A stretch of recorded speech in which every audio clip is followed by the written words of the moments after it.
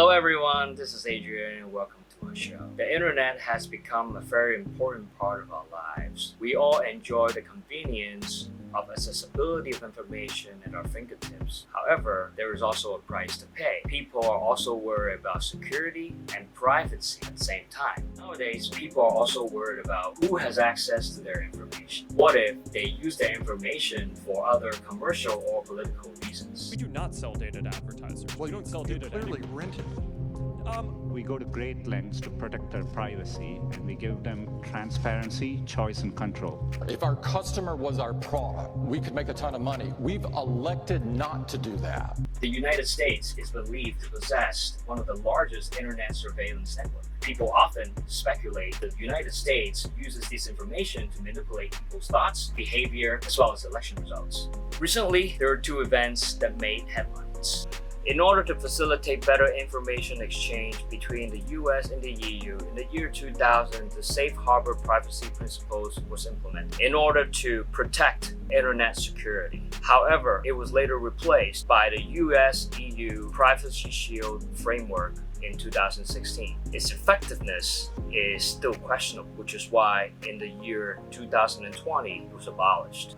In August of that year, the Data Protection Commission has begun a serious investigation against Facebook, mainly to put a restriction on Facebook's data transmission globally. Regarding the restriction, Facebook appealed to the decision, which was later denied, which they were then forced to submit documents to the Data Protection Commission. According to Facebook, there's a possibility that the EU will mandatorily prohibit user information from transmitting back to the US. So, is there any policy out there in the EU that protects internet security and privacy? Ils l'ont déjà fait cette loi, donc cette fameuse protection des données. Malheureusement, c'est devenu largement incompréhensible pour le citoyen. Exemple, moi j'aime bien me baser sur des exemples pour expliquer mes propos. Dans le secteur des assurances, vous êtes désormais obligé de signer un papier, le fameux GDPR, pour que vous acceptiez de partager vos données avec les assurances. Bien souvent, le citoyen signe pour aller plus vite et parce qu'il veut juste que ce soit réglé. Donc il y a vraiment une simplification énorme à faire à ce niveau-là. Donc la loi, elle existe. Le but affiché est celui que vous évoquez. Maintenant, il faut le simplifier. Ça ne doit pas faire des blocs comme ça. Il y a un moment, il faut que ce soit clair pour la personne lambda. General Data Protection Regulation allows for EU personal data to be transferred outside of the European Economic Area, provided that the third-party country in which the data are being sent provide for a sufficient level of protection. One of the bases on which such transfer can be allowed is called an adequacy decision from the European Commission. The one relative to the United States of America was called the Privacy Shield, and like we have said, it has been invalidated last year in 2020 by the European Court of Justice due to the American laws, in particular in the matter of state surveillance. In May of this year, it's been reported that the leaders of the EU, including the German Chancellor, had been illegally surveyed by the NSA under two occasions, in 2012 and 2014. Let's check out what the French President and the German Chancellor has to respond to that. This is not acceptable between allies. There is no room between us for suspicion.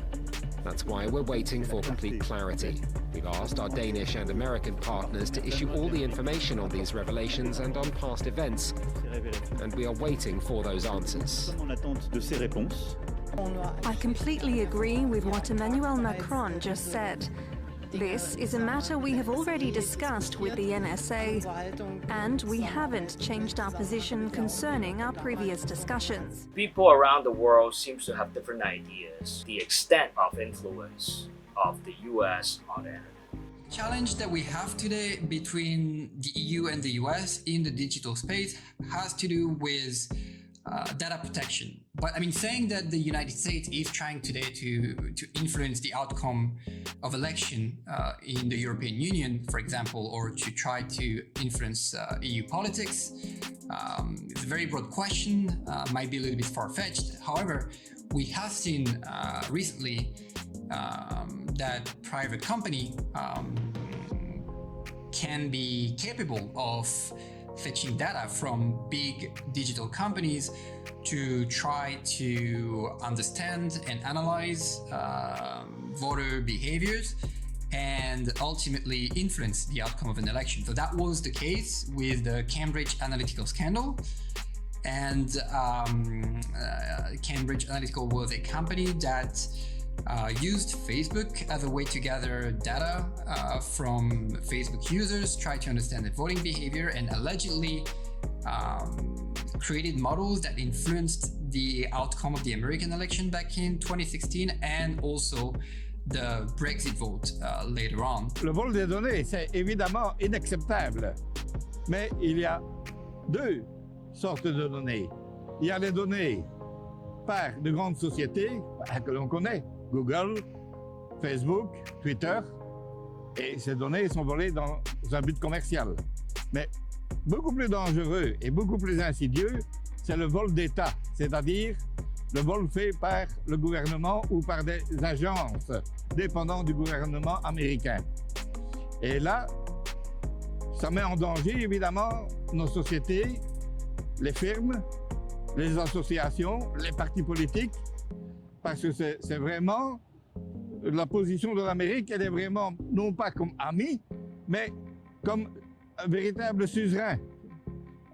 Elle oublie qu'elle est un ami pour traiter les pays européens comme de véritables vassaux. C'est bien que l'Europe fasse un peu attention à ce que fait l'Amérique. Et pour ça, d'ailleurs, elle a très bien mis au point le RGPD, le règlement général de protection des données, afin de protéger tout citoyen et toute société européenne. That's all the time we have today. Are you satisfied with internet security in the modern age? Are you satisfied with how information are exposed on the internet? Tell us what you think. Before you leave, please subscribe, like, and comment, and see you next time. Bye-bye.